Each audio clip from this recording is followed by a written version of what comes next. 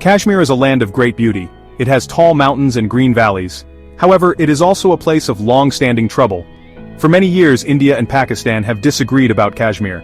This disagreement often leads to serious tension between the two countries. The people of Kashmir have suffered greatly because of this conflict.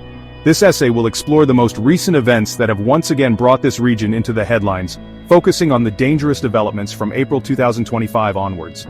We will look at what happened and why the situation became so tense. The Line of Control, or LOC, is an important line in Kashmir. It is not an official international border. Instead, it is a military control line that divides the region. Indian forces control one side and Pakistani forces control the other. Soldiers from both armies are always stationed along this line. Sometimes there is fighting across the LOC. This fighting can involve small arms fire or sometimes heavier weapons. These clashes make life very difficult and dangerous for the people who live in villages and towns near the LOC. They live in constant fear. The year 2025 had started with a degree of fragile hope in the region. India and Pakistan had agreed to a ceasefire along the LOC in February 2021. For the most part, this agreement had held. This meant there was less daily fighting. People in Kashmir, and indeed the wider world, hoped that this period of relative calm might continue. Perhaps it could even lead to more positive talks. However, the situation in Kashmir is notoriously volatile. It can change very quickly. New problems can arise without much warning, shattering any sense of peace. This essay will focus on a new and serious problem that erupted in April 2025. This series of events has pushed the region back towards a very dangerous situation. It has reminded everyone how easily old wounds can be reopened. We will examine the specific incident that triggered this latest crisis. We will also look at how India and Pakistan responded to it. Furthermore, we will consider the reactions from other countries around the world. Understanding these recent events is crucial for understanding the current state of this long and difficult conflict.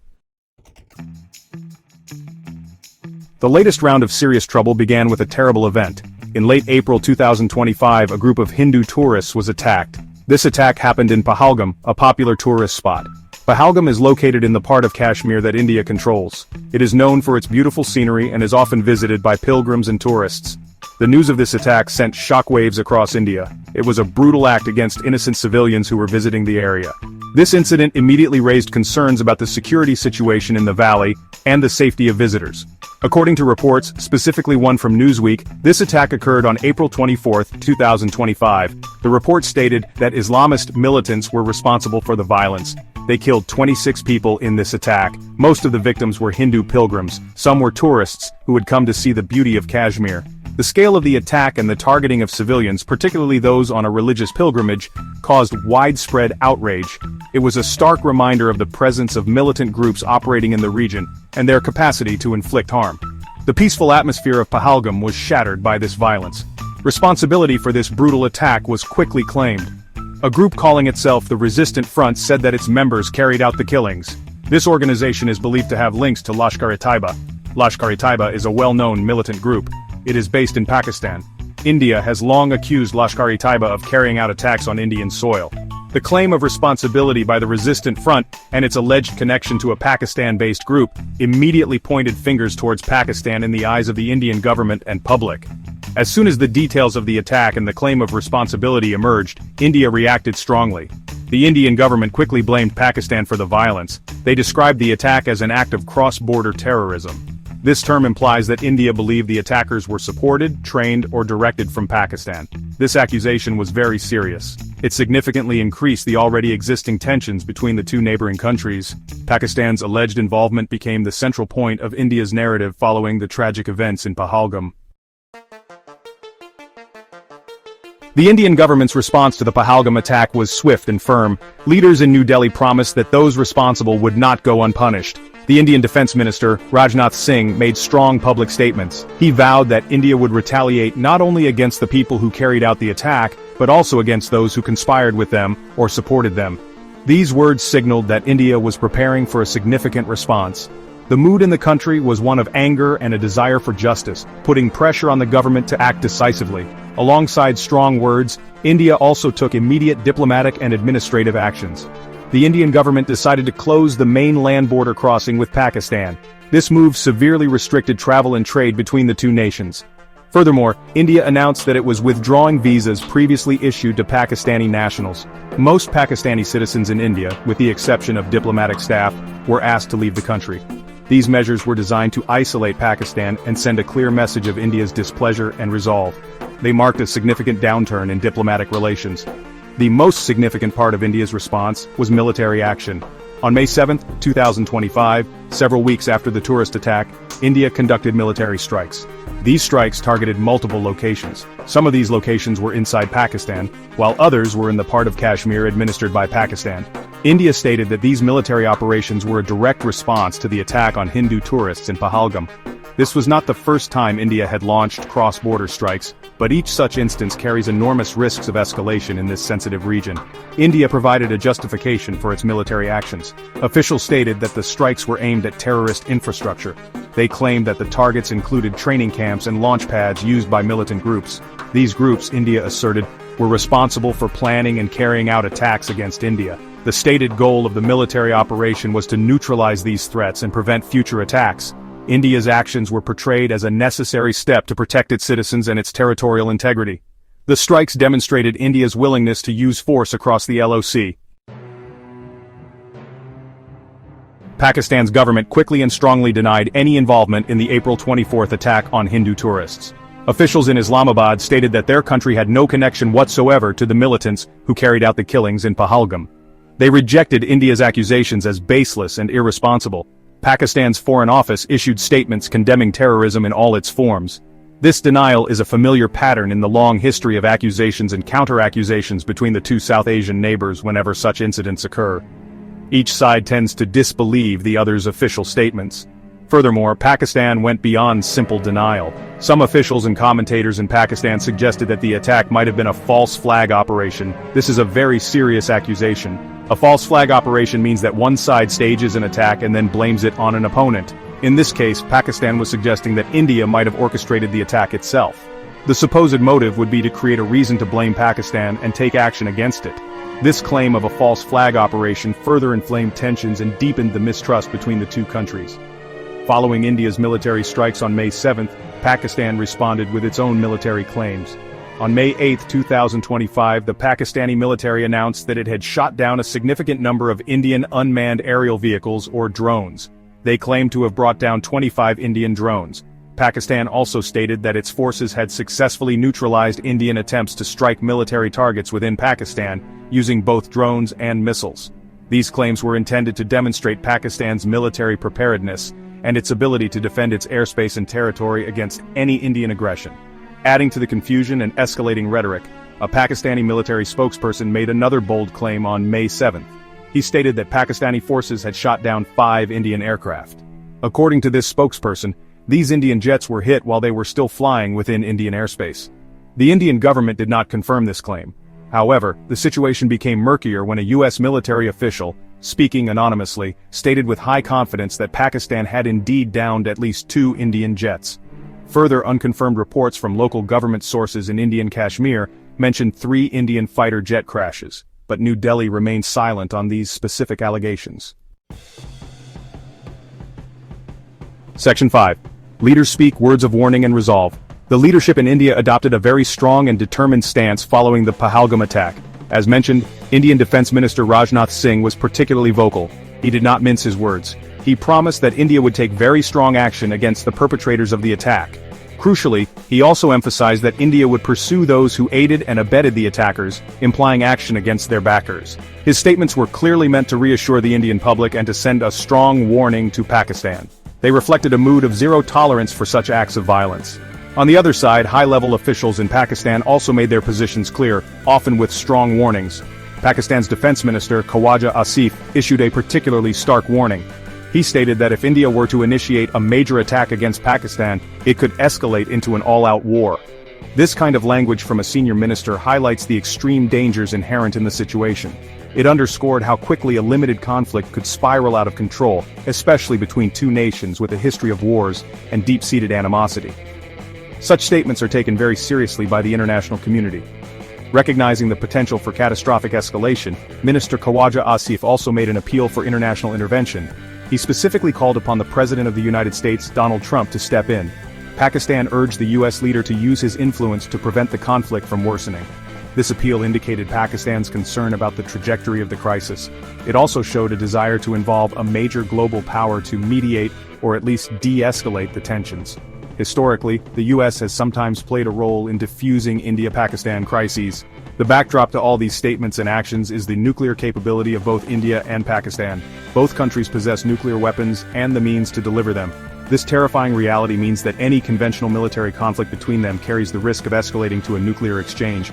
Leaders on both sides are acutely aware of this. Therefore, their words and military posturing are fraught with extraordinary danger.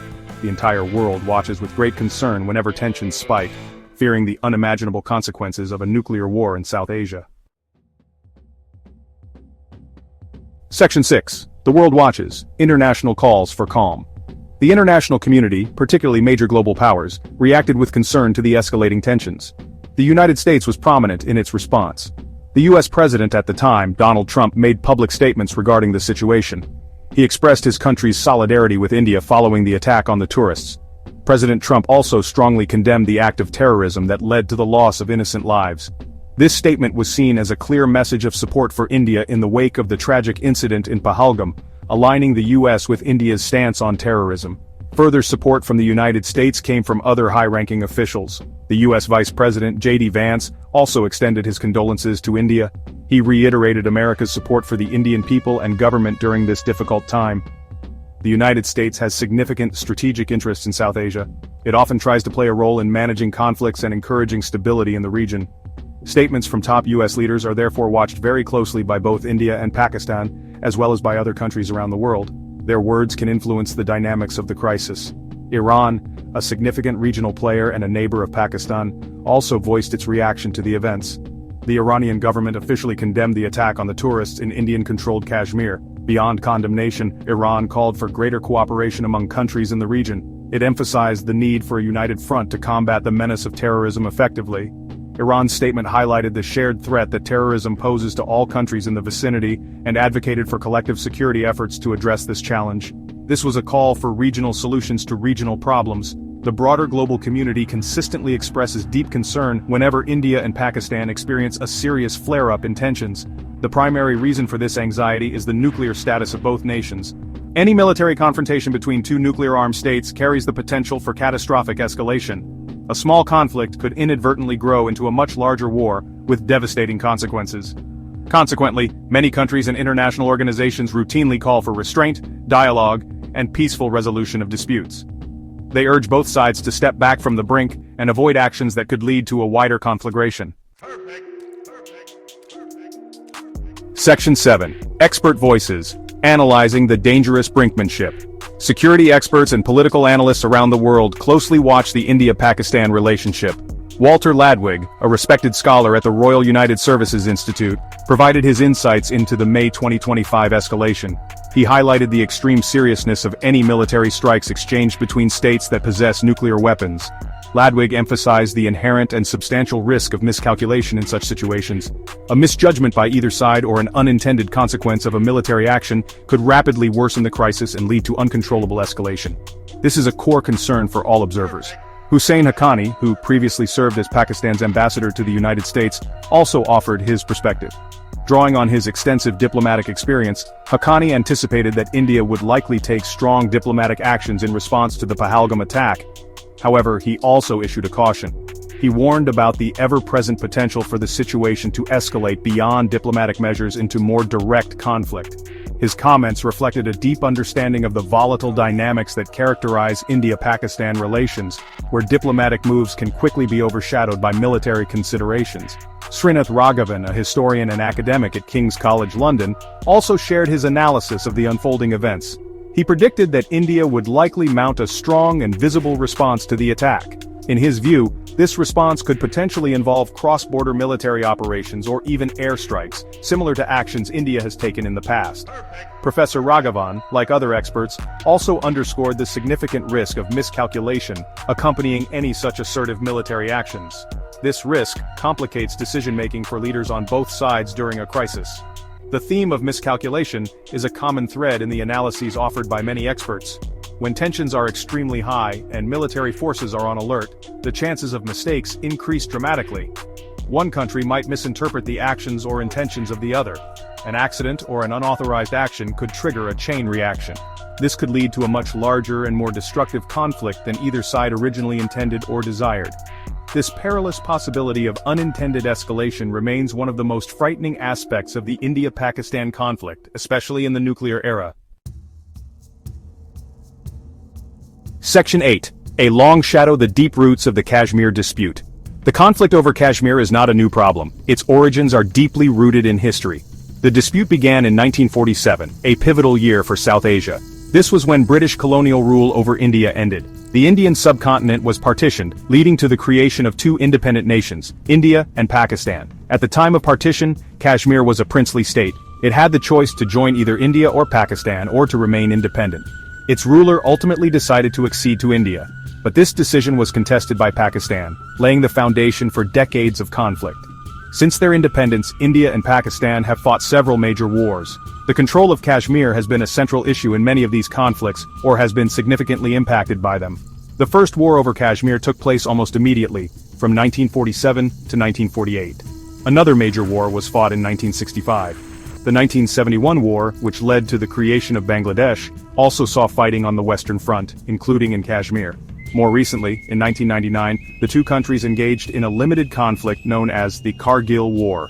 This occurred after Pakistani forces infiltrated Indian-administered territory in the Kargil region. There have been other significant events and actions that have shaped the course of this long conflict.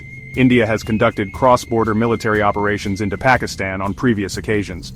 For instance, in 2016, India announced surgical strikes against militant launch pads in Pakistani-administered Kashmir. In 2019, following another major attack in Indian-controlled Kashmir, the Indian Air Force conducted airstrikes deep inside Pakistani territory, targeting an alleged militant training camp. A very significant political development occurred in August 2019 when India revoked Article 370 of its constitution. This article had granted special autonomous status to Jammu and Kashmir. This decision was strongly condemned by Pakistan and led to a sharp increase in tensions. The United Nations has been involved in the Kashmir dispute since its early days. Several UN Security Council resolutions have been passed concerning the conflict. Some of these early resolutions called for a plebiscite, or a vote, to be held. This vote would allow the people of Jammu and Kashmir to decide their own future, whether to join India or Pakistan. However, the conditions for holding such a plebiscite were never met by both sides. As a result, this proposed vote has never taken place. The Kashmir issue thus remains an unresolved dispute on the international agenda, a persistent source of instability. Section 9. The path to peace, a critical need for stability. The continuing conflict and tension in the Kashmir region have a profound human cost. This is most acutely felt by the people who live there every day. Their lives are frequently disrupted by violence, curfews, and a pervasive sense of fear and uncertainty. The conflict has led to loss of life, displacement, and immense psychological trauma for generations of Kashmiris. The dream of a normal, peaceful life remains elusive for many. The social fabric of this beautiful land has been torn apart by decades of strife and political instability. Beyond the immediate human suffering, the protracted conflict severely hinders the economic development of Kashmir. The persistent instability discourages investment and disrupts normal economic activities like agriculture and tourism, which have great potential. It makes it incredibly difficult for businesses to thrive and for people to find stable employment. The conflict also undermines social cohesion within the region, creating divisions and mistrust. Furthermore, there are ongoing reports and concerns from various international bodies about human rights violations in Kashmir, adding another layer of complexity and suffering to the situation. The most alarming aspect of the India-Pakistan conflict is undoubtedly the nuclear dimension. Both India and Pakistan are declared nuclear weapon states. This means that any major military confrontation between them carries the terrifying risk of escalating into a nuclear war. The consequences of such a war would be catastrophic, not only for South Asia but for the entire planet. It would lead to unimaginable destruction and loss of life, and potentially a global environmental disaster. This nuclear overhang makes the Kashmir dispute one of the most dangerous flashpoints in the world. Therefore, finding a peaceful and lasting resolution to the Kashmir conflict is of paramount importance. It is absolutely critical for ensuring stability in the South Asian region. It is also vital for global peace and security. The recent events of April and May 2025, with the attack on tourists and the subsequent military actions, serve as a stark reminder of how quickly the situation can deteriorate and how close the two nations can come to a wider conflict. Both India and Pakistan need to find sustainable ways to engage in dialogue, reduce tensions, and build trust.